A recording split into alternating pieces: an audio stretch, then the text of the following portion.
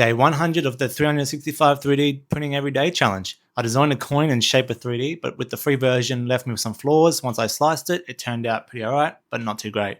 I'm still going to roll with it, and I'm going to upload it to MakerWorld if you want to download it. But going forward from today through to day 200, I'll be learning and posting new designs every day to push my skills and hopefully get more people in designing. And since so many of you tagged Charlie Designs, yes, he's a big inspiration, and so go check him out if you haven't. He's an absolute genius with his 3D modeling. And if Shapr3D sees this, any chance of a sponsor?